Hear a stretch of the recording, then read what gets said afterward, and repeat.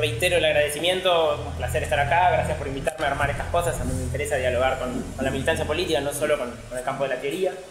Y además por venirse con 38 o 39 grados, no sé si esto nos genera mucha angustia climática y entonces nos movemos más o nos quedamos en casa porque ya no nos da para nada, un poco las dos cosas. Pero bueno, es un gusto estar acá. Bueno, lo que un poco conversamos con Nico para pensar una estructura del taller, en donde recién, por ahí el título ese del marxismo y colapso, vamos a llegar al final o en la segunda mitad a discutir un poco perspectivas, digamos. Mi intención es tener un primer bloque como de presentación, como de reunir algunos elementos de diagnóstico en torno a la condición del antropoceno, algunos elementos teóricos que ya algunas veces hemos discutido en encuentros previos sobre esta teoría marxista de la ruptura metabólica y cómo se la puede poner a trabajar en el análisis y la explicación de la situación actual. Así que la primera parte va a ser más analítica, explicativa, descriptiva. Ahí hacemos un cortecito de preguntas, discusión y un corte para que no sea tan pesado.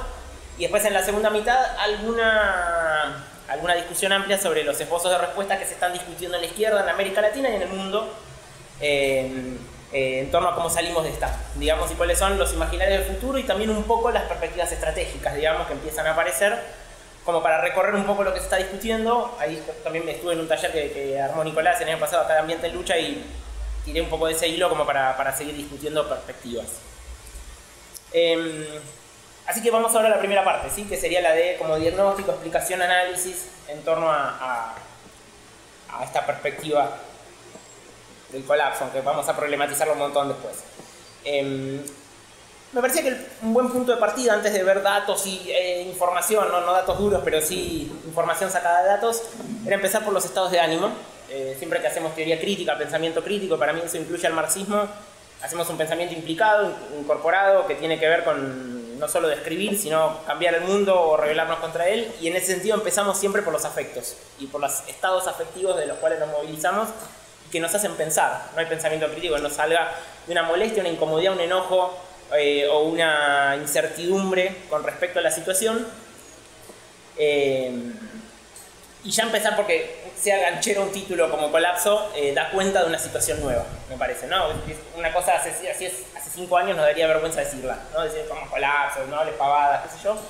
Y hoy parece que esta angustia como sobre el sentido y destino de nuestra civilización es más generalizada. Aunque haya que después tomar alguna distancia crítica a analizarla, me parece que fue muy difícil, por ejemplo, pasar este verano en Buenos Aires con ya no sé si 9, 8, 10 olas de calor, con temperaturas récord históricas acumuladas, con una sequía que hace mucho no se veía, con olor a humo un montón de semanas de continua, saliendo de la pandemia y parece yendo a catástrofes peores. Y me parecía que había que empezar a lo mejor poniendo de relieve esa sensación de ¿qué onda? Se va todo el carajo. Aunque sea para después problematizarla, me parece que es un punto de partida honesto. Y ahí traje la única cita que voy a leer en todo el encuentro, es de una novela que de paso recomiendo, me parece que vale la pena, que se llama El Ministerio del Futuro, de Kim Stanley Robinson. Es un autor socialista de ciencia ficción que trabaja en lo que se llama CLIFI, ciencia ficción climática, que es como un subgénero que se está desarrollando hoy. Soy muy fan de la ciencia ficción, siempre leo ciencia ficción para pensar futuros posibles, me gusta eso. La CLIFI es una ciencia ficción de corto plazo, en unos pocos años en el futuro, preguntándose cómo es el mundo del desastre climático y las eventuales alternativas y salidas. Es un muy lindo libro para pensar alternativas y salidas a esta crisis, el del Ministerio del Futuro, aunque después haya para discutirle muchas cosas. Y en un momento dice esta pequeña cita que me parece que dice algo de un estado de ánimo del que podemos llegar hasta acá, aunque después de vuelta tengamos que salir de ese estado de ánimo a lo mejor. Dice así: los años 30, los 30 de nuestro siglo, fueron años zombies. La civilización había muerto, pero seguía caminando por la tierra, tambaleándose hacia un destino aún peor que la muerte. Todo el mundo lo sentía. En la cultura de la época abundaban el miedo y la ira, la negación y la culpa, la vergüenza y el arrepentimiento, la represión y el retorno de lo reprimido. Siempre en un estado de temor suspendido, siempre conscientes de su condición de heridos, preguntándose qué golpe masivo caería a continuación y cómo se las arreglarían para ignorarlo también. Cuando ya era un gran esfuerzo ignorar los golpes que habían sucedido hasta ahora, en una cadena de hechos que se remontaba a 2020.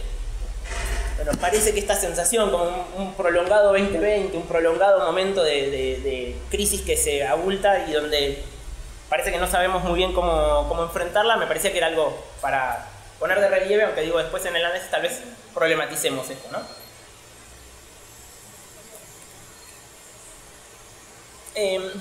Vamos a tratar de reunir elementos como decía, de diagnóstico de la situación. Ahí me propondría hacer 3 movimientos, digamos, 3 momentos que va a tener la presentación. Uno es más teórico y es volver sobre algunas ideas básicas de esto que llamamos la teoría de la ruptura metabólica y qué significa una ruptura metabólica y una acumulación de rupturas metabólicas escalantes al nivel del sistema de la Tierra. Después poner algunas puntualizaciones sobre qué significa el antropoceno y qué discusión hay ahí en la geología y las ciencias del sistema de la Tierra y qué tipo de interacciones entre los ciclos atmosféricos y el proceso de acumulación de capital podemos ver. Y en tercer lugar, hablar del problema de los picos de extracción, de lo que se llama el pico de todo, en alguna discusión que aparecía ahí en los textos que pusimos para conversar. Así que la idea es esos 3 movimientos nada más, no es poco, ¿no? Uno más teórico es el marco del que vamos a mirar las cosas, que es el marco de esta idea que está en Marx, de ruptura metabólica. Luego el antropoceno, luego el problema de los picos. Ahí esos grafiquitos dicen algo, vamos a ir volviendo sobre ellos. Bueno, lo primero, y ahí no quiero ir tanto al detalle en el contexto de la discusión, es cuál es el estado de la discusión entre marxismo y ecología a nivel teórico hoy, ¿no? La discusión es una discusión que no ha sido fácil históricamente. Ha habido muchas versiones del marxismo antiecológicas, el estalinismo tal vez, la más clásica, pero que se caracterizaron por lo que se llamó en general el productivismo, la idea de que la expansión ilimitada de las capacidades productivas en una sociedad socialista tenía que ser igual o mejor que la burguesa, que la que ofrece el capitalismo.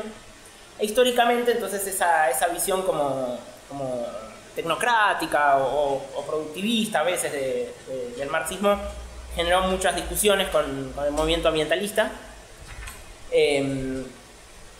Ha habido ecosocialistas ya desde el 60-70, O'Connor, Lowy, hay toda una larga generación, ahora no me sale el nombre, hay algunos más. Y me parece que hubo un punto de inflexión teórico hacia el año 2000 con la publicación de La ecología de Marx de John Bellamy Foster, un libro importante, es un libro que realmente cambió la manera de relacionarse con los problemas ecológicos en la tradición marxista. Y abre toda una tradición que le podremos llamar corriente de la ruptura metabólica. Es una corriente intelectual, una corriente teórica en el campo del marxismo, que se detiene a analizar la interacción entre procesos sociales y procesos ambientales en el desarrollo del capitalismo. Además es una gran corriente desde el punto de vista de la exégesis. Para quienes trabajamos en la academia, estudiamos leer Marx, qué sé yo, hay mucho en los manuscritos de Marx, en el Capital, en los Grundrisse y sobre todo en los manuscritos de la vejez, de muy genuinas preocupaciones ecológicas que nos dicen que ese Marx que parece más fanático del crecimiento ilimitado de las fuerzas productivas, que a veces está en el manifiesto o algunos otros fragmentos, no nos dice toda la historia de lo que pensó Marx en su vida, sino que hay contratendencias que no son menores, que no son marginales, que de hecho Marx tenía, para ser un hombre del siglo XIX, igual que Engels, una conciencia de los problemas ambientales realmente muy grande. Ahí ¿qué quiere decir esto de ruptura metabólica? ¿Qué es la idea del metabolismo? El concepto de metabolismo ahí en el siglo XIX se había descubierto, se había terminado de sistematizar en biología poco tiempo antes de la publicación del Capital. Ahí estaban las primeras teorías de la célula. Bueno, Marx siempre estaba mirando avances en la biología, las ciencias naturales. Y ahí toma la palabra en alemán Stoffwechsel, que se traduce literalmente como metabolismo. Si buscan en el Capital está por todos lados esa palabra, un montón. Marx la usa para pensar lo que podríamos llamar el trabajo concreto, muy rápidamente, la transformación de la naturaleza para crear valores de uso, para sostener vidas. Eso es el metabolismo social. Pareciera que es una condición general de la sociedad humana. Toda sociedad humana tiene que tener un metabolismo con la naturaleza, un intercambio de materia y energía, literalmente, con el mundo que la rodea, que es lo que permite reproducir la sociedad humana. La idea central de la ruptura metabólica es que ese metabolismo social, ese metabolismo socioambiental que siempre es situado, siempre es encarnado en un contexto en donde funciona cierta, digamos, estrategia social o societal en relación a un ambiente, empieza a sufrir una modificación masiva cuando se le impone la lógica del capital. ¿Sí? La lógica del capital aparece como una especie de estructura formal, ¿sí? Estructura abstracta, que surge del proceso social, que surge de la relación de clase al final, o de las relaciones como de producción entre las personas, que subsume en un momento a la producción material, ¿no? Penetra en el mundo de la producción material y subsume, podemos decir, el Stoffwechsel, el metabolismo social material, a una lógica social formal. La hago chiquitita, la lógica del capital, la resumimos, capítulo 4 de M', empezar con una cantidad de dinero, comprar mercancías, qué sé yo, irnos con más dinero y reinvertir. Cuando digo la lógica del capital estoy diciendo la fórmula y todo lo que la fórmula implica, ¿no? Es un proceso totalizante en la sociedad. Esa lógica, a mi ver, tiene dos características que son importantes para pensar el capital después como realidad material, cuando subsume la producción. Eso quiere decir cuando el capital se mete en el mundo de la producción material y la gobierna según esta lógica, o la estructura según esta lógica. ¿Sí? Uno es la abstracción de lo cualitativo. Vamos muy rápidamente, comienzo del capital, la mercancía tiene dos dimensiones, valor y valor de uso. El valor lo vamos a pensar haciendo abstracción de las propiedades útiles que satisfacen necesidades de las mercancías. Al valor le da igual si vos vendés ametralladoras o lavarropas, ¿sí? Las dos se pueden equiparar en esa abstracción social, esa abstracción surgida del intercambio, que es el valor de cambio, si queremos menos técnico para entendernos. Eso es un rasgo, ¿sí? Es una economía, la capitalista, que se abstrae de lo situado, que nunca mira la situacionalidad donde sea, sino que piensa siempre en someter la lógica de producción material a esta lógica que es formal. ¿Sí? Y el segundo carácter que tiene la lógica del capital, que nos va a interesar, además de esta abstracción de lo cualitativo, de esta abstracción de lo situado, va a ser el carácter de crecimiento infinito, ¿no? De expansión permanente. Como dijimos, esa ganancia prima que expresó ahí, en el próximo ciclo se tiene que reinvertir para que haya acumulación. Si no, no hay acumulación, y si no hay acumulación hay crisis. ¿Sí? El capitalismo no tolera el estado estático, reproducirse siempre con la misma masa de valor. Necesita incrementar todo el tiempo la masa de valor en circulación, o tenemos crisis de tasa de ganancia, de sobreproducción, de valorización, bueno, crisis sistémica. Y la combinación de esas dos características que tiene la forma valor o la lógica del capital, podríamos decir que es esa indiferencia a lo cualitativo y ese carácter de movimiento ciego, de movimiento automático. Marx le dice en algún lado al capital un sujeto automático, ¿no? Una especie de maquinita boba que se reproduce a sí misma todo el tiempo. Bueno, obviamente esas dos cualidades van a entrar en tensión con las formas siempre situadas y siempre finitas de reposición de la biosfera o de los ecosistemas y al final hasta de la estabilidad atmosférica. En general lo que vemos en el mundo de la naturaleza biológica no se lleva bien con lo que es mega escalable y se reproduce hasta el infinito, ¿no? Como es la lógica del capital. Nada en el mundo de la vida se lleva bien con eso, porque el mundo de la vida es mucho más el de lo situado y de lo que funciona en un contexto y que no tolera la expansión perpetua, ¿no? En ese sentido el capital va a ser tendencialmente, pero por razones muy profundas, digamos estructurales, que vinieran en la lógica del sistema, por decirlo así, en la lógica del capital, tiende a ser por esas determinaciones formales que tiene el capital como forma social, poco compatible con el emplazamiento de la sociedad humana en una tierra finita, ¿no? Genera problemas. Y ahí es donde van a empezar a aparecer las rupturas metabólicas, estas rupturas en el metabolismo social ambiental o social natural o social material. Podríamos decir que la ruptura metabólica es la interrupción de procesos biológicos o biosféricos necesarios para la vida social. Sencillamente, la interrupción o que se dificulten, que se compliquen. Mejor pensarlo con un ejemplo. También para que no sea... Me olvidé de poner el cronómetro, pero voy mirando la hora para que no sea muy largo. Un ejemplo que es clásico, que está en El Capital, lo desarrolló de forma muy famosa Bellamy Foster. Hace poco Saito, otro teórico de la ruptura metabólica también importante, recogió un poco estos estudios. Y ya en el siglo XIX empezaban a aparecer problemas en torno a la fertilidad del suelo en Inglaterra, ¿no? Ahí es donde Marx empieza a ver este problema de la ruptura metabólica. leyendo a un químico alemán que se llamaba Justus von Liebig. Más leyó bastante. Que lo que empezaba a encontrar era que con el desarrollo del modo de producción capitalista y sobre todo con esto que se llama subsunción real, es el momento en que el capital se mete en la esfera de la producción y la estructura según sus necesidades de la valorización. Pensemos en el desarrollo de las grandes maquinarias, de la gran industria, de los grandes talleres donde hay muchos obreros reunidos en un solo lugar, y en paralelo el desarrollo de agricultura cada vez más intensiva para alimentar esa población urbanizada, ¿no? Ese proceso que en Inglaterra se da en el siglo XIX. Lo que empieza a encontrar Liebig es que se somete a la tierra a ciclos de producción cada vez más intensivos, cada vez más demandantes. Entonces se empiezan a extraer nutrientes de la tierra cada vez más, y por la concentración de la población e incluso en esa época algunos animales para transporte, de caballos, etc., en las ciudades, los nutrientes extraídos a la tierra no vuelven, ¿no? Entonces se empieza a producir una ruptura en el ciclo de reposición, sobre todo de fósforo y nitrógeno. Son dos grandes nutrientes que de hecho hoy, vamos a hablar de eso, suplementamos de manera artificial. Y en paralelo, mientras se da ese proceso de depresión, digamos, de deterioro de la fertilidad del suelo por la quita de nutrientes, empieza a haber crisis de estiércol en Londres por la concentración de población y de caballos, poco antes de que llegaran los tranvías eléctricos, qué sé yo, los primeros tranvías. Había un montón de problemas ahí con la concentración de población y sobre todo la contaminación urbana, especialmente en los barrios industriales y obreros, obviamente. Entonces ahí tenemos un primer ejemplo de una ruptura metabólica, es decir, un peligro del deterioro de la fertilidad del suelo, o sea, la posibilidad de producir comida abundante, por una reestructuración de la producción que tiene que ver con esta necesidad del capital de concentrarse en las grandes ciudades y tener ahí esas mega infraestructuras fabriles muy vinculadas a la historia de la lucha de clases, no son tecnologías neutrales las fábricas. Y del otro lado, esta tendencia al deterioro del rendimiento agrícola.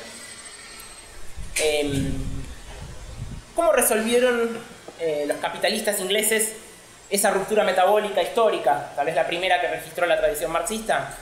Bueno, y ahí vamos a hablar de algunos mecanismos que patean la pelota para adelante o que dan salidas transitorias, aunque sea, cuando aparecen estas interrupciones en el proceso metabólico. Vamos a hablar de desplazamientos de la ruptura, entonces, así como hay ruptura metabólica, por ahí,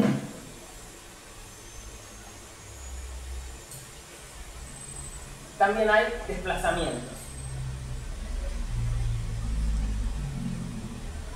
Trasladamos la ruptura a otro lado, ¿no? La pateamos, la aplazamos, la desplazamos.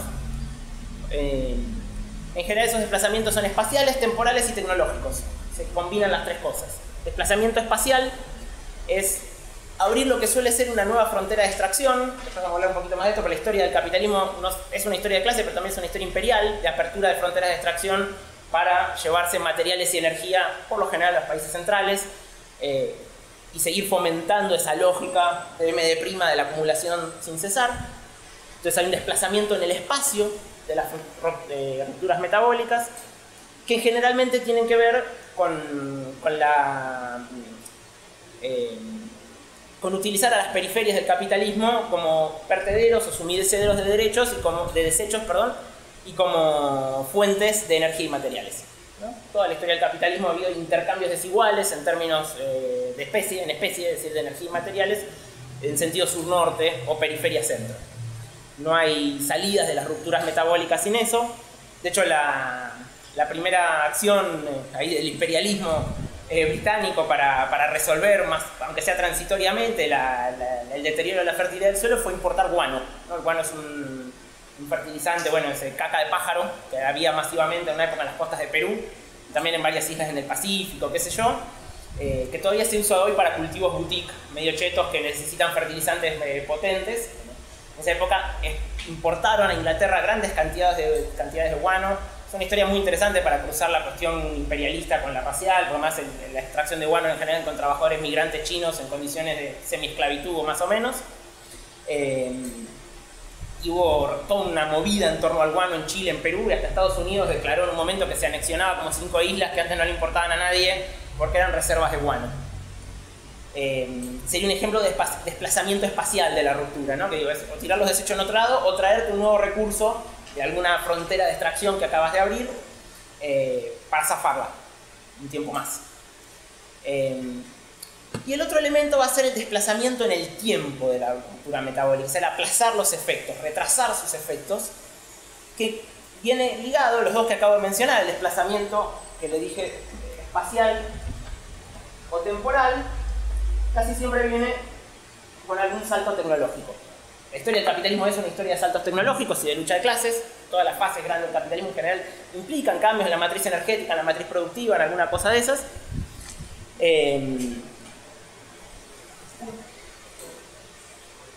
¿Cuál fue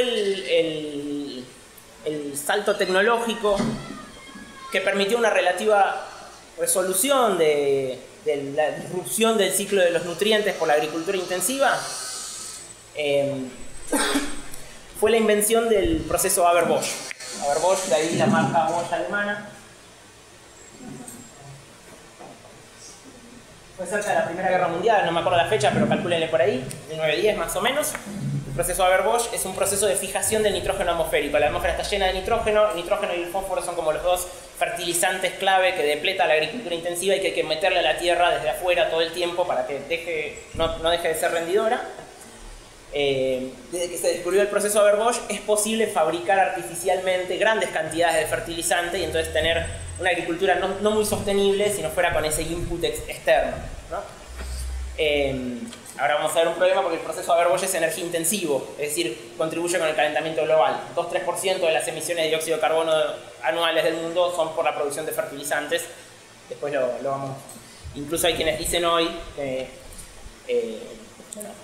me salto unas cuantas décadas, hacia los años 50, 60, Estados Unidos, el Departamento de Estado hizo todo un programa de lo que llamaron la Revolución Verde, que fue promover la agricultura industrial en todas las periferias, porque calculaban que eso abarataba un montón el costo de producir comida y permitía la proletarización en masa de sectores subalternos de las periferias que capaz tenían vidas comunitarias, campesinas, etc. Bueno, había que llevar a toda esa gente a las ciudades, ponerla a trabajar en distintas cosas. Para eso había que tener agricultura barata, más que agricultura sostenible en el largo plazo, ¿no? Agricultura que permitiera un montón de granos, hoy soja en Argentina, pero pensemos trigo, cebada, etc. En masa, año tras año, con producción masiva y continua y barata. Barata porque abaratar la comida es abaratar el costo de la fuerza de trabajo, lo que se llama plusvalía relativa. No vamos a los detalles técnicos. Abaratar la comida le interesa al capital, permite abaratar el salario real. Sin deterioro, abaratar el salario sin deteriorar la canasta obrera, o sea, sin generar tanto problema con la lucha de clases. La revolución verde es en gran medida una revolución agrícola petrodependiente o fósil dependiente, porque depende de este proceso químico y por lo tanto del consumo de grandes cantidades de gas para producir fertilizantes, ¿no? Por eso se dice a veces que nuestra práctica agrícola hoy es convertir petróleo en comida o gas en comida o combustibles fósiles en comida. Hasta un punto es verdad. Hasta ahí con el marco teórico, con un ejemplo que para mí es muy útil. Muy útil. Entonces, el marco teórico el que voy a mirar las cosas, o proponer mirar las cosas, es la idea de la ruptura metabólica, que, como decía, tiene que ver con disrupciones biológicas, biosféricas, ambientales producidas por el ciclo del capital en su largo plazo, y con estos trucos de desplazamiento de la ruptura, que en algún momento lo que empieza a pasar es que los desplazamientos de la ruptura se empiezan a acumular y por lo tanto ya los problemas se empiezan a multiplicar y la cosa se pone más difícil. Ese es el primer bloque, ¿no? Entonces, bloque teórico, teoría de la ruptura metabólica, qué recursos tiene el marxismo. Hay otras teorías dando vueltas, hay más para discutir, pero a mí me parece una teoría muy útil, además muy probada. Hay muchas explicaciones de muchos problemas ecológicos con esta teoría dando vueltas. Me parece que vale la pena pegarle un ojo a eso. Vamos al segundo punto analítico, que es qué es el antropoceno. ¿Qué es esto de una sensación de un salto de escala, digamos, un salto donde la cantidad se transforma en calidad, por decirlo a la clásica, en estas disrupciones sociales ambientales o sociales materiales, es la condición del antropoceno. Ahí puse algunos dibujitos de cómo serían los problemas. El primer dibujo lo puse casi para descartarlo, que es esta idea de una flecha ascendente, como que la acumulación de capital crece y las disrupciones ambientales crecen y un día explota. Eso pareciera no estar pasando por el momento. A veces nos imaginamos así los problemas ambientales, como el capitalismo va a crecer hasta un día toca un umbral y tipo guerra nuclear se acabó todo. Pareciera que vamos más a algo así, un deterioro lento. Pero antes, pensemos en la otra flechita, siempre esto acá abajo, la variable de tiempo, y es esa especie de palo de hockey invertido que empieza en 1950. Ahí vamos a hablar un poquito del antropoceno con esa figura del palo de hockey invertido. Igual, o sea, que un FX y un FI, hay una serie de tiempos que... Sí, no, y los otros son distintas cosas. Este sería el crecimiento del capital. Este ahora voy a explicar qué es el eje Y, en cada caso lo voy a mencionar, porque no siempre es lo mismo. Simplemente para darnos una idea de dinámicas temporales, digamos. Bueno, ¿de dónde viene esto del antropoceno? Tiene toda una historia en las ciencias naturales, sobre todo en la geología y lo que se llama ciencias del sistema de la Tierra, que es producto de un trabajo interdisciplinario dentro de las ciencias naturales, en donde también con el desarrollo de sistemas de cómputos desde los 80, 90, se empezó a poder pensar el planeta Tierra como un sistema cerrado, que tiene un input de energía de afuera, que es el Sol, y una serie de ciclos de autorregulación, y a veces no tanta regulación, que pueden entrar en crisis. Ciclo del carbono, eso que el carbono se absorbe en los océanos, se libera a la atmósfera, lo chupan los árboles, bueno, hay todo un ciclo ahí que es parte de ese sistema de la Tierra, que por eso hablamos de biosfera, ¿no? Es de la atmósfera integrada con los seres vivos en una especie de loop que por momentos es estable y por momentos pierde estabilidad, y ahora estaríamos en un momento de pérdida de estabilidad. Y la novedad es que este momento de pérdida de estabilidad atmosférica en el que estamos es causado por la actividad social, es causado por la actividad humana. Eso genera polémicas, y de ahí esa propuesta de Paul Crutzen hacia el año 2000, más o menos, de nombrar a una nueva época geológica en la escala geológica temporal como antropoceno. Ahora voy a hablar un poquito, hay todo un debate geológico ahí que no nos vamos a meter mucho, pero la propuesta que ahí lanzó Crutzen y que ahora hay todo un grupo en la Comisión Internacional de Estratigrafía, en la Sociedad Mundial de Geología, que se llama Grupo de Trabajo del Antropoceno, Anthropocene Working Group, que vienen trabajando en la discusión de si es viable formalizar en términos geológicos que desde hace unos 70 años más o menos la Tierra estaría entrando en una nueva época geológica de salida del Holoceno, que sería la época geológica en la que formalmente todavía estamos, y de transformaciones masivas, sobre todo en la dinámica atmosférica, ahora vamos a explicar un poco, causadas por la actividad social. Por eso el antropo, la época del ser humano, aunque eso genera debates, tendría que ver con eso, con la idea de que es un cambio, al menos en los patrones de estabilidad atmosférica del sistema de la Tierra, causado por la actividad humana o social. Y ahí son importantes los palos de hockey. Bueno, hay una discusión de cuándo habría empezado el antropoceno, hay muchas teorías de antropocenos tempranos, tardíos. Hay quienes dicen desde el primer ser humano que quemó un carbón o una madera. Hay quienes dicen con la revolución industrial el motor de Watt, 1800, 1830. Hoy en el grupo de trabajo del antropoceno el consenso es 1950. Es el momento de gran transición, o que empieza a dispararse una gran transición destructiva, peligrosa en términos del estado de la atmósfera. Crutzen, por ejemplo, él decía no, el siglo XIX, lo veía más atrás. Hoy lo que están discutiendo no está formalizado, esto no es teoría aceptada, es teoría en debate, es la idea de 1950 como periodo de disrupción. Está en debate la formalización del antropoceno como época geológica, no está en debate la idea de que estamos saliendo de toda estabilidad, sobre todo climática, en forma cada vez más acelerada.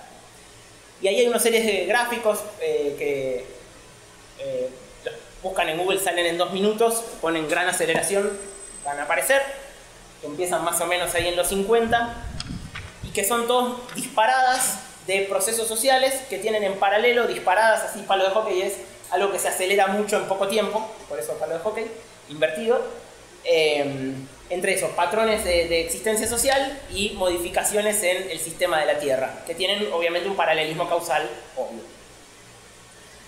Aceleraciones así que ha habido, en donde por eso decía que en el eje de las abscisas podríamos poner muchas cosas acá.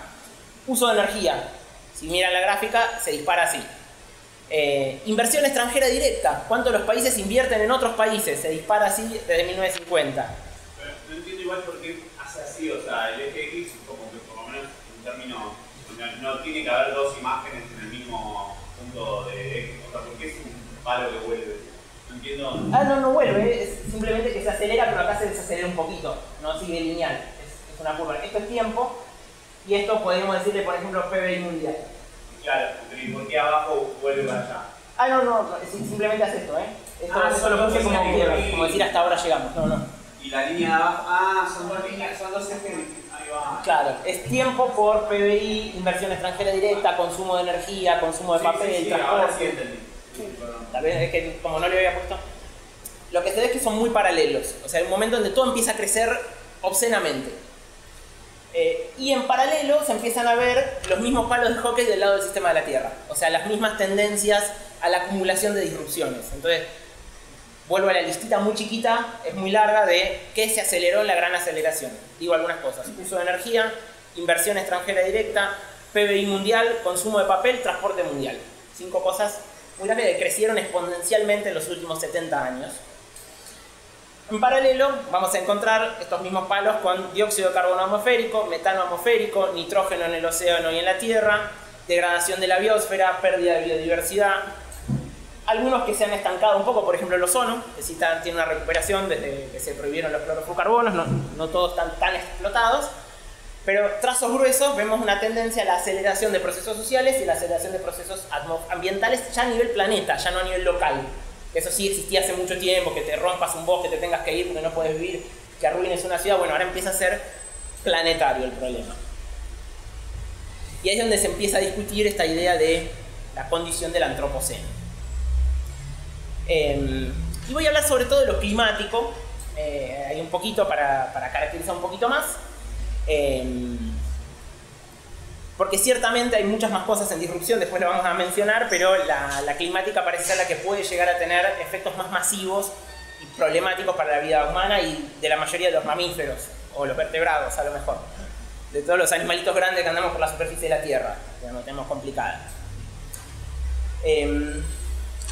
Hay una relación entre la estabilidad ambiental, sobre todo climática, y las posibilidades de una sociedad sedentaria, una sociedad agrícola. Eso que empezó con la revolución neolítica, calculémosle 5.000 años atrás, 6.000 años atrás, en varios lugares se descubrió, inventó la agricultura. Calculemos que Homo sapiens hay hace como 80.000 años, 11.000 años, o sea, un montón de miles de años para atrás, es decir, humanos modernos en sentido biológico, que sin embargo vivieron varios decenas de miles de años en la superficie de la Tierra sin desarrollar la agricultura. Hay una pregunta de por qué. Puede haber varias razones, como que extinguieron la fauna grande que cazaban. Bueno, una de las razones es que nuestros antepasados, en la mayor parte del Pleistoceno, la época anterior al Holoceno, ahí lo noto, voy a borrar esto, lo necesitamos. Son muchos conceptos un poco técnicos para que no se olviden. El orden de épocas geológicas es el Pleistoceno, Holoceno, ahora. Una pregunta. Esto es más o menos 11.700 años atrás.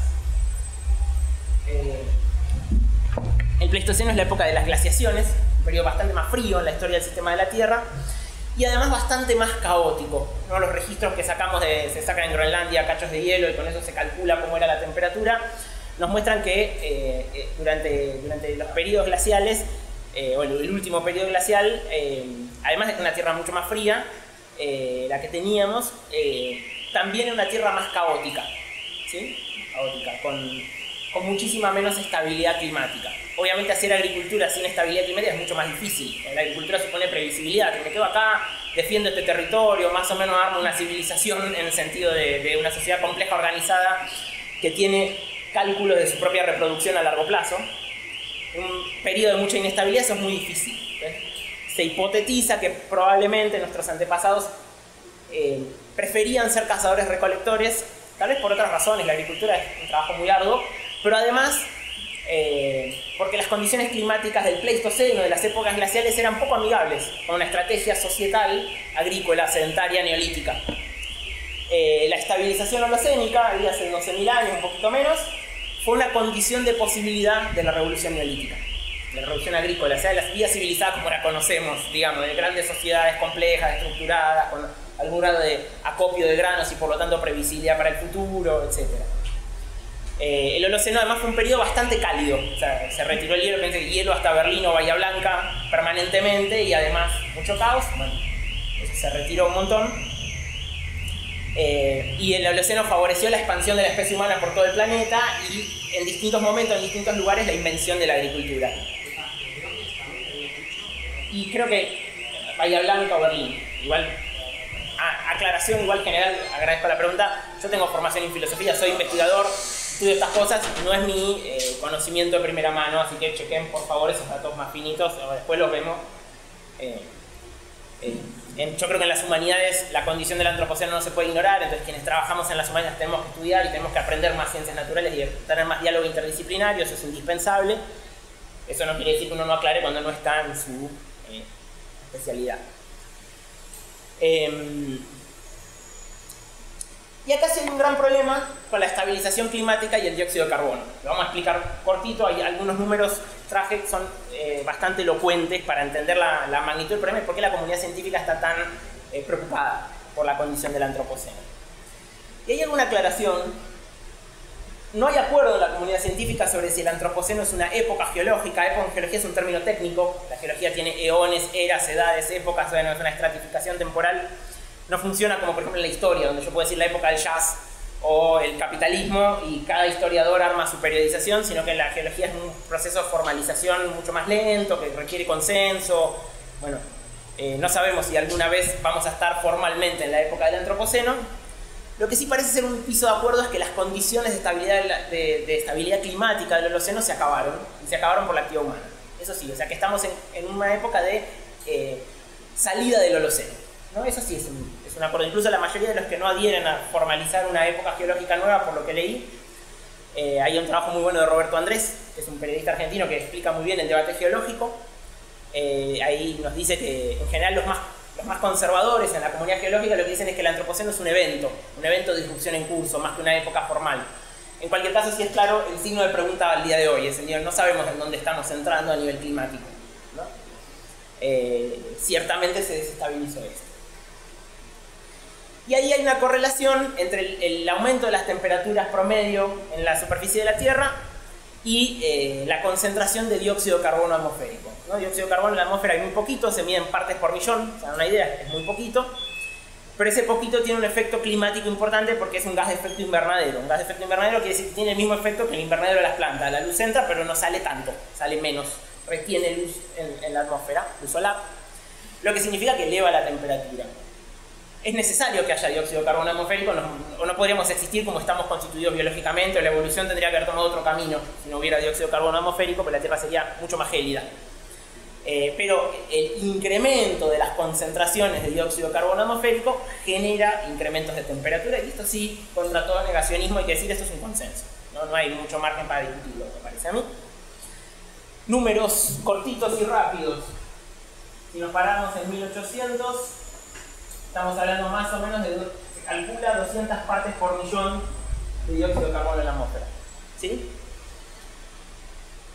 Hacia el comienzo de la gran aceleración, desde el dato ayer, 315 partes por millón.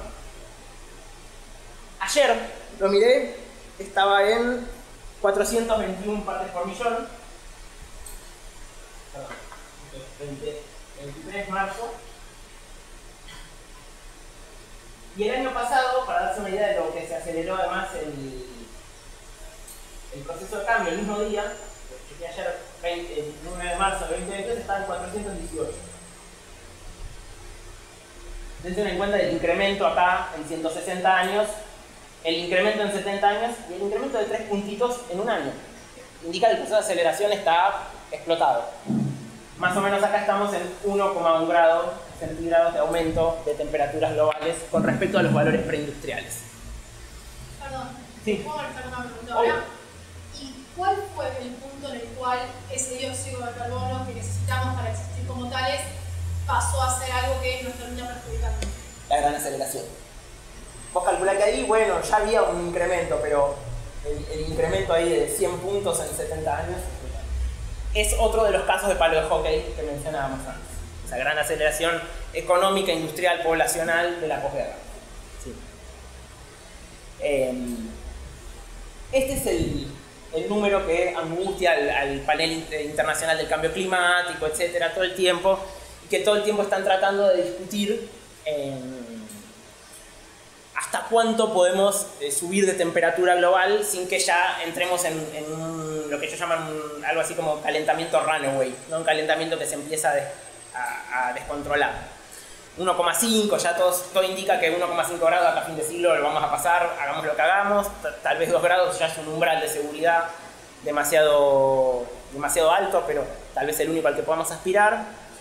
Podríamos ir de acá a fin de siglo a 5 grados, no se sabe bien, porque también hay mucha incertidumbre, ningún sistema de cómputo hoy puede predecir estas cosas con tanta precisión. ¿Hacia fin de siglo 5 grados? Es posible, hay que mirar los paneles, los informes del IPCC, pero creo que los más pesimistas sí mandan en ese orden. Hay uno incluso, hay uno incluso que va por fuera de todas estas organizaciones y por fuera del IPCC que habla de 7,5 grados para fin de siglo, es realmente uno de los más pesimistas porque lo que dice este informe es que en el transcurso de tiempo en el que llegamos a ese 7,5, antes había una destrucción a la cual nadie podía afrontar. Exacto, sí. Ahí los niveles de destrucción varían según el grado de calentamiento. Como estamos ahora, tenemos la situación actual, 38 grados en marzo, bueno, pero en general lo que genera es que se vuelvan mucho más probables eventos ambientales extremos no previsibles. Es decir, más olas de calor, más sequías, más inundaciones y más tormentas. Todos juntos. O sea, no llueve nada, de repente llueve toda la precipitación de 3 meses en 2 días, se inunda todo, para la agricultura no sirve de mucho.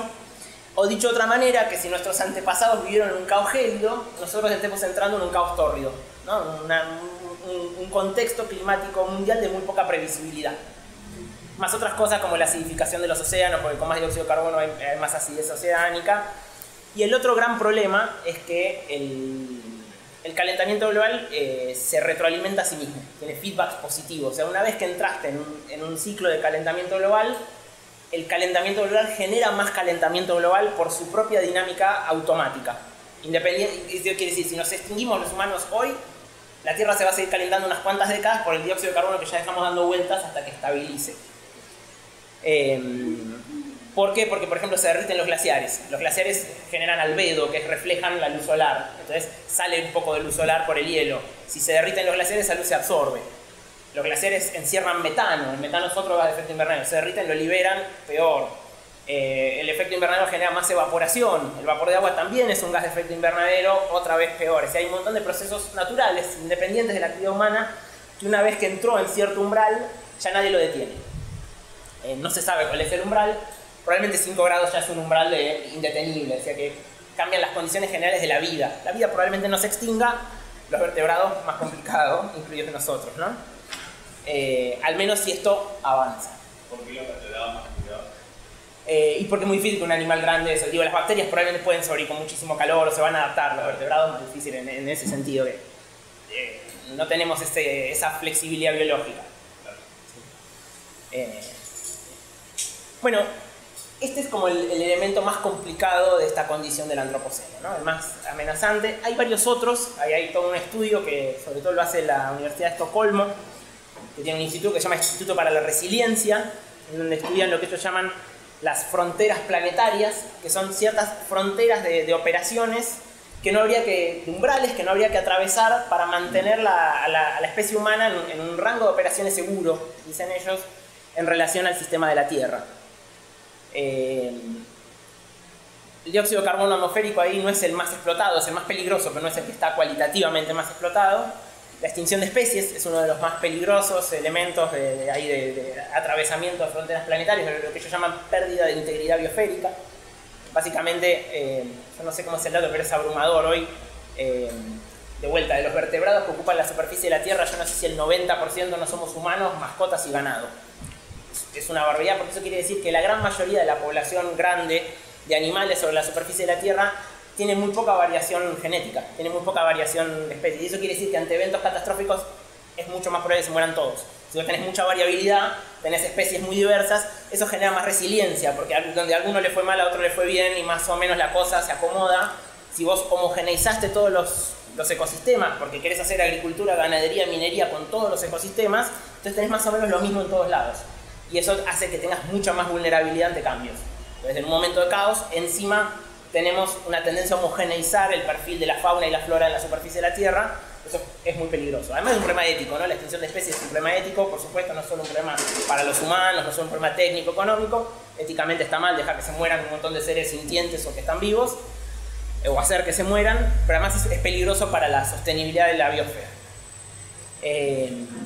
Algunos están en lenta recuperación. El ozono sí es un ejemplo de relativo aplacarse de una frontera planetaria en deterioro, simplemente porque se prohibieron mundialmente los clorofluorcarbonos. Leí ayer... Ayer leí que con las quemas se está volviendo a dañar. Sí, y el calentamiento global también daña. De hecho, ahí es... Bueno, si no se calculaba, creo que para 2040 se podía cerrar el agujero de ozono, ahora veremos. E incluso el nitrógeno que se usa artificialmente para fertilizar, hoy hay unas cantidades de nitrógeno en la tierra y el agua que nunca hubo. No parece a primera vista que tenga efectos tan masivos como el cambio climático, pero hay algunas dudas de si no contribuye sobre todo a dañar la fauna marina. Podría ser. ¿Cómo es eso? Porque en parte quitamos nitrógeno a la atmósfera. Sí, pero justamente al fijarlo y hacerlo líquido, queda en la tierra y en los mares, y se va a los mares. Y eso... Hay un poco de duda de qué clase de efectos genera eso. Cualitativamente es el más pasado de rosca hoy. Cuantitativamente, perdón, es el más cuantitativo. Yo siempre digo el dato, no tengo el conocimiento técnico para decir qué efectos puede tener. Ciertamente no veo chiquicientos.000 papers diciendo esto es un peligro como sí con esto, ¿no? Esto es un peligro muy serio. Igual supo serlo en un momento. Sí, bueno, ni hablar con la pérdida de fertilidad del suelo, sí. Medio que la idea de ellos es todo esto es un problema, y también es el otro problema, que en un momento si vos tenés una frontera explotada es muy malo, si tenés 14 o 5 empiezan a trabajar juntas y se empiezan a retroalimentar. Hay mucho de eso de procesos divergentes que empiezan a como a sobredeterminarse, o sea, todos conducen a efectos que la cosa empeora.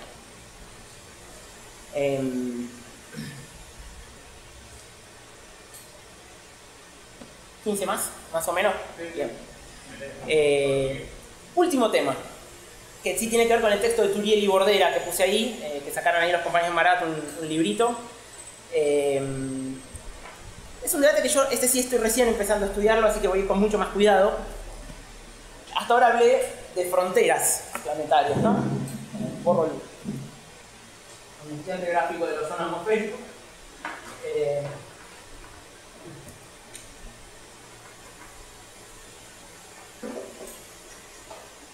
Pero también hay que hablar de límites.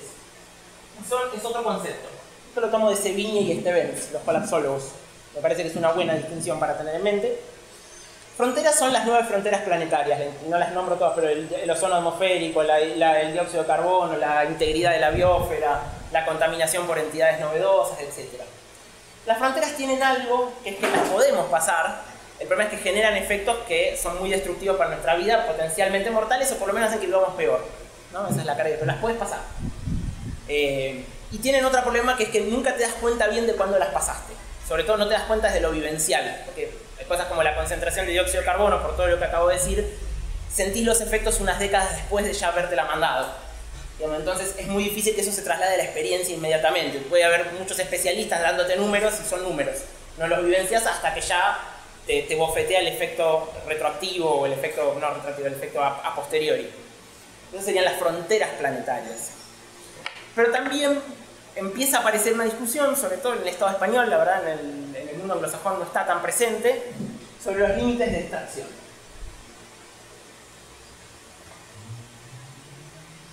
Que también me parece que hay que estudiarla, tenerla en mente, y voy a decir 2 o 3 cositas. ¿Qué serían los límites de extracción? Los límites que ya no es que los podemos pasar pero se pudre todo, sino que no los puedes pasar porque son límites cuantitativos, y que tienen que ver con que los recursos de los que depende nuestra economía de crecimiento infinito, la economía capitalista, son limitados. Y parece que son limitados en escalas que no nos imaginábamos, o sea que está mucho más cerca llegar a lo que se llama el pico de extracción. El pico de extracción es cuando llegaste al máximo y ahí solo queda el declive. De vuelta, el pico de extracción no es tocas una frontera y se rompe todo, es una campana, ¿no? Una campana que se llama de Hubert. Hubert fue el primer tipo que previó el pico del petróleo. Era un empleado de Shell, no es que era ningún ecologista, estaba preocupado realmente por qué pasa si esto se acaba.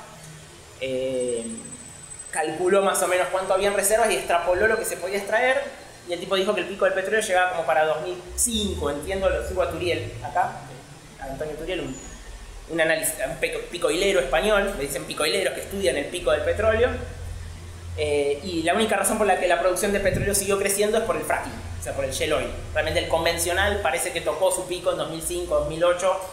Los pozos convencionales están en declive en producción, y desde 2014, de vuelta sigo a Turiel, aclaro mi fuente porque son campos donde yo no tengo especialidad, así que le creo a otro, digamos, lo menciono. Pareciera que de 2014 a esta parte hay un declive en la inversión en exploración de las propias petroleras. O sea, las propias petroleras están calculando que ya no rinde tanto. Hoy hay mucho estudio sobre picos del gas, del carbón, del uranio, de los materiales, del petróleo también. No se puede extraer infinitamente, incluso si no estuviera el problema del cambio climático, ¿no? Ya es demasiado. Hoy hay un problema previo, que si seguimos extrayendo y quemando combustibles fósiles, ese proceso de calentamiento ilimitado se va muy rápido al carajo. Pero también puede ser que hasta empiece a ser cada vez más difícil extraer, simplemente por la escasez. Y ahí sí, por eso yo traía la última curva, que es ahora sí un palo de hockey, tiempo por extracción, que también pareciera que nos enfrenta a esta especie de rendimiento ecológico decreciente, digámoslo así, la vieja idea problemática que estaba en Ricardo, en David Ricardo, un poco estaba en Malthus. Hay que tomar con pinzas estas ideas que a veces pueden sonar medio malthusianas, pero que sí nos enfrentan y enfrentan a las propias burguesías, a los propios varones del petróleo, a los propios sistemas industriales fósil dependientes que tenemos hoy. Ya no un problema de largo plazo de estabilidad biosférica, sino problemas de mediano y corto plazo de rentabilidad. Y esto es interesante porque empieza a expresarse no solo como un problema para el ambiente, sino para el capital. ¿Por qué? Porque cuanto más avanzás en la extracción, cada vez es más difícil obtener, sobre todo petróleo, de buena calidad con poco costo de extracción, ¿no? Por ejemplo, estos datos que estuve mirando ayer un poquito. Se calcula que cuando en el siglo XIX empezaron a extraer petróleo, la tasa de retorno energético, también la podríamos medir acá, la tasa de retorno energético es un número súper importante para pensar transición, que es esta fuente de energía. ¿Cuánto me cuesta en especie, no en plata? La plata no nos importa, nos importa en especie. ¿Cuánta energía le tengo que poner para que me devuelva una cantidad superior? Porque si salgo hecho no vale la pena, ¿no? Uno por uno, si tengo que invertir un barril de petróleo para sacar un barril de petróleo, me quedo el que tenía antes y no hago todo el quilombo. Cuando empezaron a extraer era de 50 a 1. 50 a 1 llegabas a refinar, ¿no? Hasta el final. Es decir, por un barril que invertías te daba 50. Hoy se calcula más o menos 5 a 1. O sea, ya hay un declive de vuelta, que no es atravesar un umbral y se acabó todo, pero sí es esta esta realidad de rendimiento decreciente. Y eso, en parte, porque todavía hay petróleo convencional. Sí y no. Bueno, acá viene otro problema, lo voy a mencionar muy poquito, algo está en el texto, y si leen el librito que sacó Marac, hay varios argumentos acá. No es tan claro que las alternativas tengan altísimos rendimientos. Hoy la energía más rendidora, hasta donde entiendo en tasa de retorno energético, es el carbón, la más sucia desde el punto de vista del cambio climático, la peor. El fracking, el shale oil, como se dice, que es petróleo en quiste, ¿no? Que es que rompes la roca y sacas ahí, es mucho más costoso, entonces tiende rendimientos más bajos. Ahí anoté hoy. Pero me refiero, o sea, si yo tengo un barril de petróleo de fracking, para sacar un barril de petróleo de fracking, porque yo lo que entiendo es como que en el promedio esa tasa se debe calcular con el promedio de todos los barriles de petróleo. Puede ser. Si fueran todos puro de fracking, habría un retorno mayor a 1. Sí, mayor a 1 sí, pero no de 50, bajito. Y eso quiere decir más costo. Más costo, sí. El fracking ahí miré. También esto, hay un problema con los estudios de tasa de retorno energético, yo no tengo el conocimiento técnico para ir al detalle, que es que dependen mucho de la situacionalidad. No son lo mismo los pozos de Arabia Saudita que los de Argentina, que los de Canadá, que los de China. Bueno, y a veces el promedio esconde esas diferencias. Pero por lo que estuve leyendo ahí un estudio de Hall, que estudia tasas, un yankee que estudia tasas de retorno energético, da el shale oil entre 7 y 4 por 1. Es decir, no es la papa de energía abundante barata. Pareciera que el mundo de la energía abundante barata... Más o menos el carbono de su modo que las obtiene. Ahí te digo, las anoté hoy para dar una idea, 30. Lo superan la nuclear y la hidroeléctrica, que son las más pulentas que hay, ¿no? Aunque tienen dificultad de instalación, no puedes hacer infinitas nucleares, infinitas hidroeléctricas, no te da el espacio, no te da el uranio, ¿no? Pero dentro de todo, de las que hay son las únicas que superan a los fósiles. ¿Hay alguna aclaración? Dale. Todas las renovables son mucho más chiquitas en tasa de retorno energético. Sí, por lo que estuve leyendo, la solar, además, hay otro problema. Bueno, hago una pequeña digresión ahí, porque hace al debate colapsista, que es como se estuvo dando en el Estado español, estudiándolo. En general lo que están diciendo, que no son colapsistas, es un error. Biel, Jorge Rietzschmann, todos estos teóricos del Estado español, que en realidad son decrecentistas, o decrecionistas, lo que están diciendo es casi todas las alternativas a los fósiles tienen tasas de retorno energético más bajas. Y no es muy arreglable eso. Y eso quiere decir que si queremos sostenibilidad ambiental y estabilidad a largo plazo, va a haber que arreglarse con menos input de energía total. Y hay otro tema, y es en qué tipo de infraestructura las vas a querer meter. Porque la solar puede ser fotovoltaica o lo que se llama poder solar concentrado, que es con calor, ¿no? Que se puede usar en una casa, si vos vivís en un lugar con mucho sol, como una especie de campana con muchos espejos que le pones una pava y te la hierve, ¿no? En retorno energético esta última es la más potente, y en cambio la fotovoltaica no tanto. Ahí, de vuelta, mirando con números que no son mis especialidades, solar fotovoltaica, si tenés buen almacenamiento, 4 de tasa de retorno energético, y eólica 16, que sería la renovable más potente. Por eso ya en Argentina hay varios parques eólicos, se está instalando esto. No es claro que tengamos una alternativa fácil de energía abundante, por lo menos para una matriz productiva como la capitalista, que tiene que funcionar 24/7 sin parar, sin importar el contexto. Y sobre todo si tu idea es con renovables tener un complejo eléctrico industrial. O sea, un complejo eléctrico industrial quiere decir lo que hoy se hace con fuel oil, carbón, petróleo, gas, todo sacarlo y tener una red eléctrica masiva alimentada con renovables. Eso es muy improbable que funcione. Además, es muy difícil instalar la red eléctrica sin emitir un montón de dióxido de carbono en el camino, porque casi todos requieren materiales que para moverlo necesitas maquinaria pesada. En general los picoileros dicen que la mayor dificultad que enfrenta el capitalismo no es el auto eléctrico, es bastante una solución para el consumo, digamos, para mostrar, sino que es la maquinaria pesada, sobre todo la maquinaria de transporte, el transporte marítimo, los camiones y las grandes máquinas, los tractores, etcétera, que casi todas funcionan con diésel, y el diésel es difícil de hacer con shell oil, es difícil de hacer con petróleo de enquiste, requiere petróleo más o menos bueno. Entonces si vos tenés un declive del petróleo bueno, tenés un problema de diésel a largo plazo. ¿Qué quiero transmitir con todo esto? No quiero transmitir que el sistema va al colapso inmediatamente, a veces es un error analítico, después lo vamos a mencionar. Así que va a un momento de rendimientos decrecientes, eso es muy probable. Y que por lo menos, por lo que estoy leyendo, no está hoy la tecnología de la transición instalada que permita la misma lógica sistémica. Sí hay tecnologías para pensar otros arreglos sociales y que vivamos bien, pero no en la idea de tener transporte marítimo caro, o cosas más como transporte marítimo masivo, granjas de bitcoins y finanzas de trading financiero todo el día, y eso es muy difícil en un mundo energéticamente finito. Igual finanza de bitcoin y trading financiero todos los días, no creo que sea la gran mayor parte de las emisiones o del consumo de energía. Hay que verlo con cuidado eso, porque también todo lo electrónico tiene un soporte material y por ejemplo requiere energía, y hay lugares donde se reabren generadoras de carbón porque es más barato para sostener los servidores.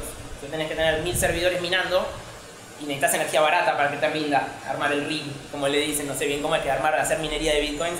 Y para tener eso, la minería andando todo el tiempo, la minería digital, digo, de minar criptomonedas, necesitas un input de energía. Todo es energía. Perdón, como pequeña anécdota, el otro día en una ciudad de Inglaterra hubo un apagón total porque un chico estaba minando Bitcoin en su edificio y provocó un apagón. Sí. Por el tipo de consumo que requieren, y se quedó una ciudad de 48 horas en luz. Había una discusión de acá, de Ushuaia, no voy a ser Ushuaia o otro lugar del sur, que hay empresas que se aprovechan del subsidio energético por la zona fría para minar Bitcoin, claro, porque necesita mucho frío por eso algunas servidores están bajo el agua para enfriar. El Bitcoin ya representó el 1% de las emisiones de gases de efecto invernadero. Bien. Yo hasta hace 2 años y por la lógica que tiene de siempre tener que ampliar la cantidad de máquinas que están minando por cómo funciona, eso solo escala, básicamente. Y aparte debe ser solamente en términos de consumo energético cuando se usa y no de todas las máquinas que se produjeron, ¿no? Eso también, si miras toda la cadena, sí. Seguramente mucho más. Así es. Me interesa pensar esto, frontera, entonces dijimos, antropoceno, fronteras planetarias, más pico de cosas. No me atrevo a decir, no me gusta decir el pico de todo, porque es un tremendismo apocalíptico que tal vez no, pero sí pico de cosas y por lo tanto rendimientos ecológicos decrecientes cada vez más complicados. Cierro con una idea, y si quieren hacemos algunas preguntas más, pero que tiene que ver con analizar esto en términos de la lógica del capital otra vez. Muy cortita.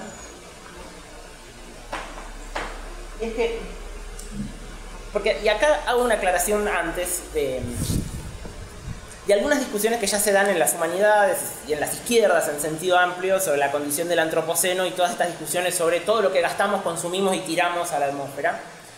Y hay un peligro en ese nosotros, ¿no? El nosotros, el antropoceno es problemático porque trata a la humanidad como una categoría unitaria y diferenciada, y la humanidad es cualquier cosa menos una unidad racional, consciente y democrática, ¿no? La humanidad no existe como actor, algún día existirá, esperemos, mientras esté dividida en clases, mientras esté dividida por fronteras patriarcales, coloniales, raciales, imperialistas, no existe la humanidad.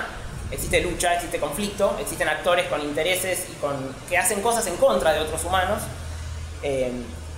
La mayoría de las emisiones de dióxido de carbono no son producto de la humanidad ni de que la humanidad consuma demasiado en sentido del consumo popular obrero, ¿no? De hecho, especialmente hablando en las periferias del capitalismo, hay que decir que consumimos demasiado poco. Incluso habría que ver, por ejemplo, en los países que tienen consumos energéticos brutales per cápita, como Estados Unidos, habría que ver cuánto aumentó el salario real del 70 hasta parte. Una foto bastante poco. El salario de la clase real. Es decir, dicho de otra manera, todas estas emisiones, todo este atravesamiento de fronteras y de límites, tienen responsables ultra desiguales. Y eso quiere decir que no hay que pensarlo como una especie de batalla entre dos frentes que son la humanidad y la naturaleza, porque son categorías un poco reificadas, un poco cosificadas. Sí hay que analizar los procesos sociales como procesos específicos, no son reductibles a lo biológico, a lo atmosférico, tienen una especificidad. Pero hay que entender siempre que adentro de los procesos sociales hay lucha y conflictividad y hay división de la sociedad. Y hay que preguntarse ahí, yo creo no tanto si se acabó la época donde había mucha energía para todos y ahora viene la austeridad verde. Hay que apretarse el cinturón, como decía Margaret Thatcher, pero porque el planeta nos lo pide, digamos, habría que evitar inmediatamente ir a ese razonamiento. Y más bien lo que habría que preguntarse, o lo que a mí me interesa preguntarse, es cómo puede procesar todas estas disrupciones que acabamos de mencionar la sociedad capitalista, que tiene una forma de organización social específica. ¿Sí? Entonces, en vez de pensar los humanos contra el mundo como una cosa abstracta así homogénea, pensarlo en términos de cómo está organizado el proceso social y qué implica esa organización del proceso social para procesar estas encrucijadas en las que estamos, ¿no? Que no son en el futuro, son del presente. Y ahí voy a un último concepto, que es el de capital fósil, que me parece súper útil, mal. Tengo un libro de historia sobre esto, que es su tesis doctoral. Creo que está traducido, ya no es un libro, vale mucho la pena. Mann dice que cuando una sociedad elige una matriz energética, una forma de alimentar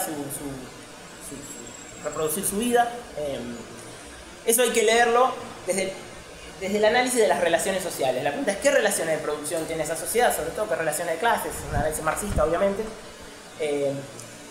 y qué perfiles energéticos, por decirlo así, elige al menos las personas que ocupan posiciones de poder en la sociedad, las clases dominantes de esa sociedad, en relación a sus demandas energéticas. Y Malm dice que el capital fósil, que para él empieza más o menos en 1830 con el motor de Watt, una transición ahí, sobre todo en la industria textil, de ahí se empezó a usar en la producción los combustibles fósiles, carbón en esa época, y él lo relaciona con dos determinaciones. Una es estrictamente de la lucha de clases y la otra tiene que ver con el perfil energético de los fósiles. Él dice, ¿por qué se fosilizó la economía en ese momento y hasta ahora parece que no puede salir? Y él dice, hay dos cosas. Una es, desde el punto de vista de la lucha de clases, Mann dice, si miramos cómo era la producción de tela antes, en general lo que usaba eran viejas fuentes energéticas que eran molinos de aire o de agua, ¿no? Los molinos tenían un rasgo que es que exigían dispersión espacial, ¿no? Había que ir a distintos lugares a poner los molinos, por razones obvias. Y la dispersión espacial le daba más poder de fuego a la clase trabajadora. ¿Por qué? Porque si te hacían huelga en tu molino no tenías ejército de reserva en las inmediaciones porque había dispersión. Entonces, las huelgas obreras en las textiles o en los telares se sintieron un montón ahí hacia 1820. Piensen que esa época es el movimiento cartista, son momentos bastante de movilización obrera en Inglaterra. Y él dice, y los burgueses recién se pasaron al motor de Watt masivamente después de grandes huelgas, en donde encontraron que ya no les convenía ese modelo de dispersión espacial, y que en cambio les convenía irse a Liverpool, a Manchester, a ya ciudades concentradas, que ya tenían industria, con ejércitos de reserva ya grandes, en donde era mucho más fácil romper las huelgas, porque había más concentración de población obrera, ¿no? Entonces hay un factor ahí de la lucha de clases. De hecho, Mal dice, hay una narrativa que dice que la sociedad va eligiendo tecnologías más eficientes. Me dice, más eficiente, pero el carbón había que pagarlo. El motor de Watt había que fabricarlo. Contra un molino de agua. ¿Qué es más? Incluso no era más barato el motor de Watt que el molino de agua. Era obvio que era más barato el molino de agua. Pero desde el punto de vista de la lucha de clases era conveniente tener una tecnología más cara, pero disciplinar mejor a los obreros por el contexto. Entonces dice, acá hay un factor de ver siempre la relación entre la energía y la cuestión de clase. Y Mann después profundiza eso. Y también dice, después hay una cuestión de lo que él llama el perfil energético.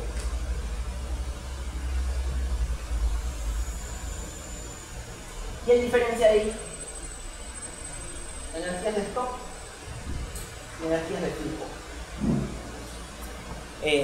El agua y el aire son energías de flujo.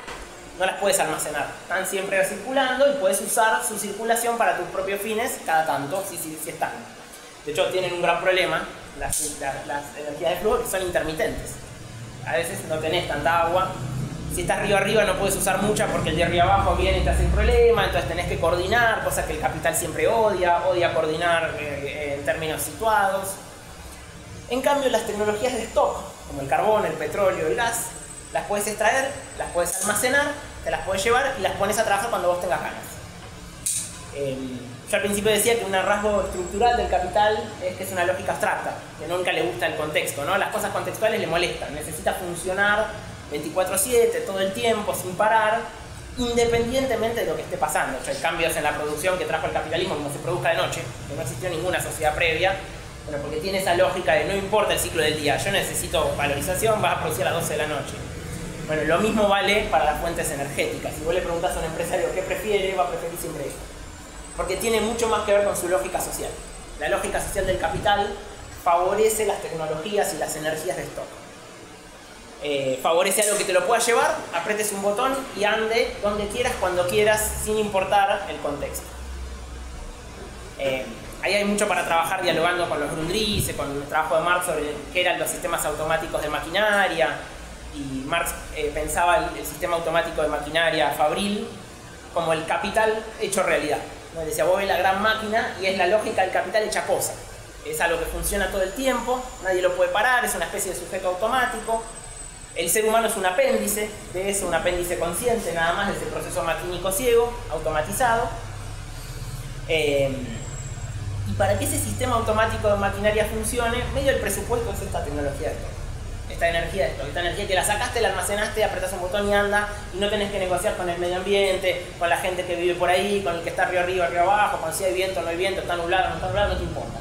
Es no contextual, ¿no?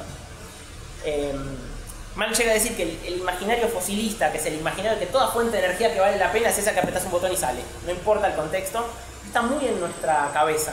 Yo siempre pienso, volviendo a la ciencia ficción, pensemos Viaje a las Estrellas, ¿no? Que tienen los Enterprise, ¿no?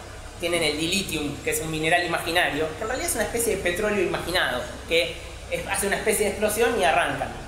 Todavía no vi una gran serie o propuesta de ciencia ficción donde, por ejemplo, tengan que esperar 20 días cargando la nave alrededor de una estrella hasta poder arrancar, o lo que sea, ¿no?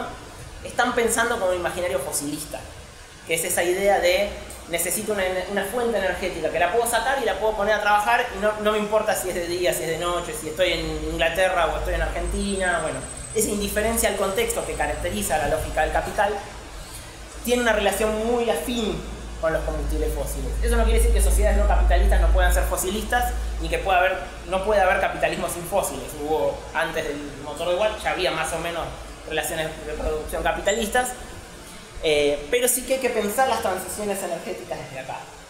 Y si esto está en declive, o no está en declive, pero no lo podemos usar porque la estabilidad atmosférica no lo permite, al capital le va a molestar mucho esto, a la larga. Y por eso también, en general, la alternativa que está pensando el capital con las renovables es la de esto del complejo eléctrico industrial, que dice así Turiel, que es, bueno, donde no haya petróleo voy a tener mega estructuras de reparto de energía y almacenamiento para tener siempre un montón de energía cada vez que cualquier empresario la necesite, cualquier empresa la necesite. Pero, ¿qué es un mega complejo? ¿Cuál es la diferencia con lo que tenemos hoy en día?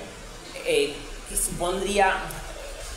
Sería una diferencia con lo de hoy en día, pero con otros usos posibles de las renovables. Lo que quiere decir es, una cosa es usar renovables, por ejemplo, para alimentar una casa, en donde calentas agua con solar, o tenés fotovoltaica para tener luz eléctrica, o incluso para hacer algunas cosas con los cultivos. Y otra cosa es pensar en usar renovables para sostener un complejo industrial capitalista. Son diferentes demandas las energéticas. Para sostener una casa por ahí tú puedes comer la intermitencia, y sí, hay días que va a tener menos luz, más luz, pero si vos tenés una economía del valor de uso, una economía que produce para la subsistencia de las personas, no necesitas tanto ese input de energía constante. Ahora, si vos tenés una economía cuya lógica es de M', como decíamos antes, la lógica del capital, es la lógica de la expansión permanente, es muy difícil que con estas energías te lleves bien. Entonces lo que dicen es, bueno, hacemos una mega estructura industrial que, por ejemplo, si un día no sopla bien el viento en Alemania mucha fotovoltaica no vas a instalar porque toca luz solar. Pero sí puedes poner muchos parques eólicos, ¿no? Están poniendo por toda Europa parques eólicos. Suponiendo que un día el parque eólico te falló. Bueno, pero entonces tenés arreglado con Arabia Saudita, que sí tiene un montón de luz solar todo el día, que tenés un canal de transmisión y te mandan luz eléctrica, o te mandan electricidad que sacaron de la fotovoltaica en Arabia Saudita. Eso sería la idea de complejo eléctrico industrial, es decir, un complejo que con renovables reemplace las necesidades del capital como está hoy. ¿Es más o menos claro? Sí. Bien. Hoy en día no están conectados todos los... Como cuando se cortó la luz acá en el 2019, se cortó también en Uruguay. Sí, hoy está súper interconectado, pero no tiene generación renovable. Hoy tenemos generación en gran medida quemando fósiles. Claro, pero entonces simplemente es el usar el actual sistema interconectado y pasarle a una nueva generación. No hay una necesidad de construcción. Puede ser que no. Igual, sí. No, hay un tema que es que la mayor parte del consumo energético que hacemos hoy no es electricidad. Sí, claro. A través, o sea, solo la electricidad no tiene consumimiento del 20% o algo por el estilo. Entonces, cuando hablan de eso, que tenés que rearmar toda la estructura para que soporte la intermitencia, para que tengas almacenamiento, todas cosas que hoy no podemos tener la luz y te llega, digamos, poner que la luz llega a tuya o de algún otro lugar, pero tenés que transformar todo de una manera en que todo sea eléctrico, que tengas alguna forma de soportarlo todo el tiempo permanentemente, y eso es el cambio que no tenemos. Es completamente distinto a lo que tenemos hoy. Hacer ese traspaso a electrificar todo, digamos. Sarito en el último libro también habla de la paradoja de Hegel, que el principal problema sería que si a la lógica del capital actual vos le agregás energías renovables, lo único que haces es disparar el consumo de energías, pero no reducir las emisiones totales. Dice, bueno, sí, proporcionalmente serán menos emisiones, pero nosotros tenemos que bajar el total porque son tan altas que no alcanzan con pasar por ahí. Por eso también no es lo mismo transición energética que reducción de emisiones. No son cosas que necesariamente vayan de la mano.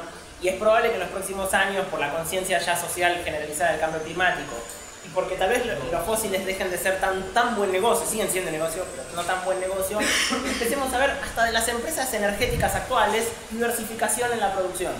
Y que vendiéndose como transición verde, en realidad lo que hagan es agregar capacidad instalada, seguir quemando una bocha de combustibles fósiles, pero decían, pero mirá que pusimos un 10% de renovables, el futuro es nuestro, y tal vez no. O lo de los mercados de bonos verdes. Claro, quantitative. Acá, pero como le compré a Misiones un par de bonos, claro. Estoy con euros. El último texto de Reis, Sí. da el dato de que las últimas décadas se pasó de un 80 y pico a un 82% de dependencia energética de combustibles fósiles. O sea, uno dice, bueno, se descarbonizó, pero en el mismo periodo se aumentaron un 40% la quema de combustibles. O sea, que bajó el porcentaje total introduciendo renovables, pero como consumís más, aumenta la población, igual quemás más petróleo que quemabas antes con el 69%. Y esto también para decir, los problemas de la transición se agudizan por la lógica social. No es tanto que no hay para tener energía para los hogares, para las poblaciones. Yo creo que habría que ver los números. Hay gente que dice podríamos consumir todo como un italiano, como un español, o más o menos, ¿no? Habría que ver. Pero el problema es menos técnico que social, o de interacción entre lo social y lo técnico. Y es, si vos querés resolver tener luz eléctrica las 24 horas, calefacción las 24 horas, solo con renovables y con una baja, o con renovables, podemos discutir nuclear, por ejemplo, que es un gran debate. Yo, en principio no soy antinuclear a priori. Podríamos tener ese descenso de consumo energético del conjunto de la sociedad y descenso de emisiones y no tener en las vidas obreras y populares un gran deterioro del nivel de vida.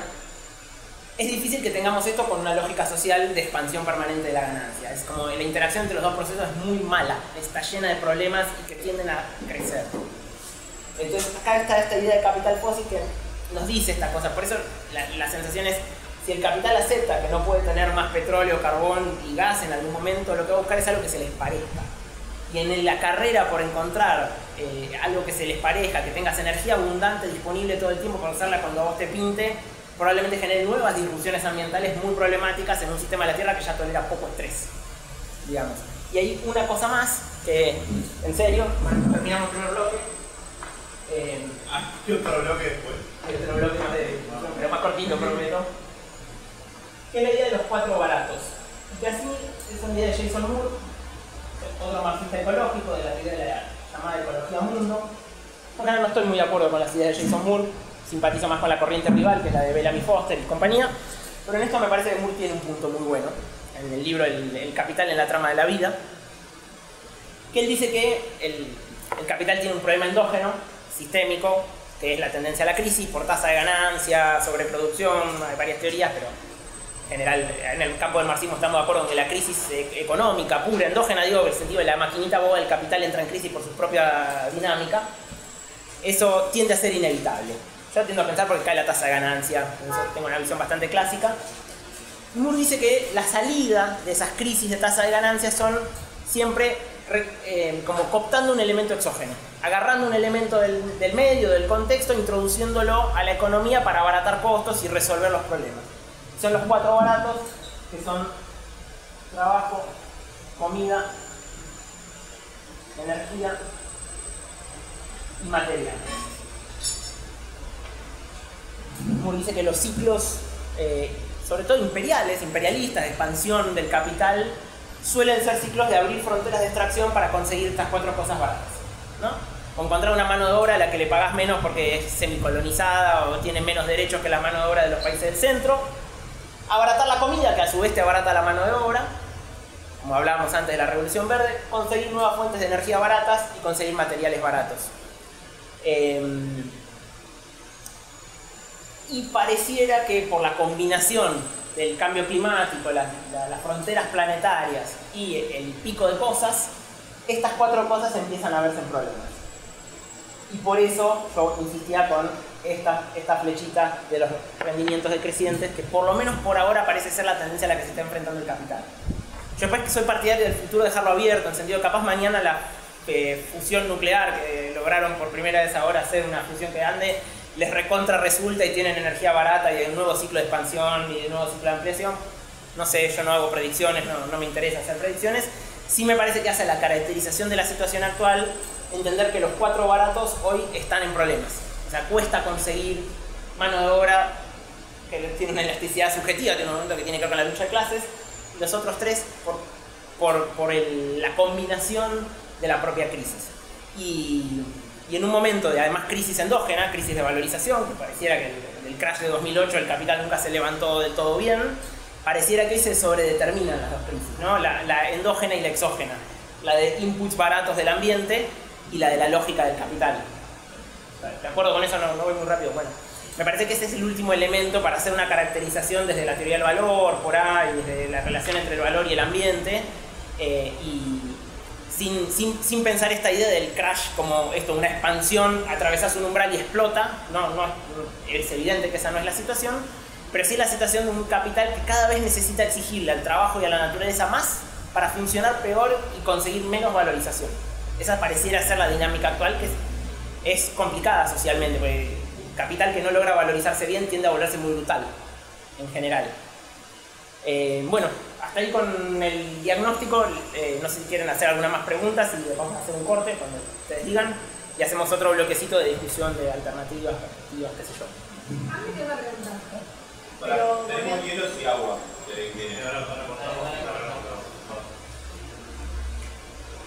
Me quedó volviendo un poco bastante para atrás. Entiendo que quienes nomenclan las distintas eras geológicas, utilizando como nombre de una de ellas antropoceno, son quienes entienden que la humanidad es un todo sin entender la lucha de clases y las diferencias que hay de mundo. Dentro de quienes entendemos que humanidad no es un grupo homogéneo, sino que es lucha, ¿hay alguna forma de nomenclar al antropoceno? Es un debate en el marxismo ecológico anglosajón y en la América Latina también, ya se está viendo ahí el debate. Sí, la alternativa más visible es la de Capitaloceno, que la propone justo Jason Moore y Maldi, lo que acabo de mencionar. Yo personalmente creo que no es necesario buscar otro nombre.